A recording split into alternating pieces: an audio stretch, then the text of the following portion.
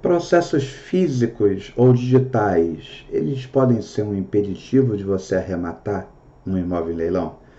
Gente, o que é um processo físico e o que é um processo digital? Antigamente, todo processo era físico.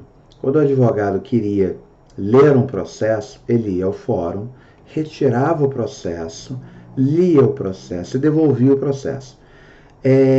Mais ou menos há uns 15 anos atrás, grosso modo, eles começaram a digitalizar os processos e colocar disponíveis no site. Então, os processos foram sendo digitalizados.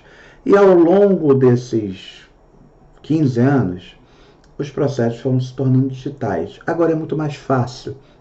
O advogado entra através do site e ele consegue, no site, ter acesso a todo esse processo e a ler esse processo todo.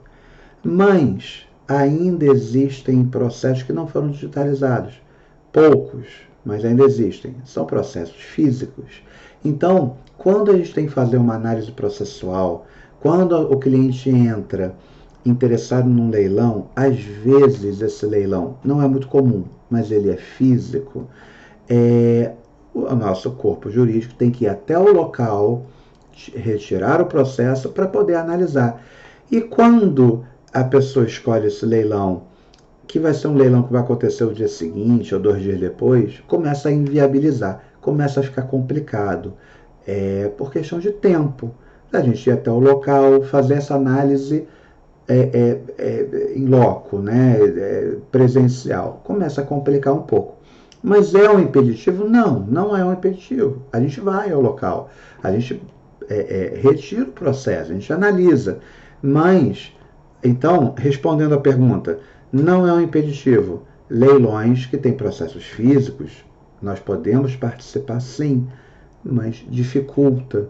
Então, para isso, a gente precisa ter um tempo maior. Por isso que a gente sempre gosta de frisar que quando um cliente tem interesse por um leilão, é importante que ele faça esse contrato de intenção o mais rápido possível, porque a gente só começa a fazer uma análise processual depois que esse contrato de intenção está assinado.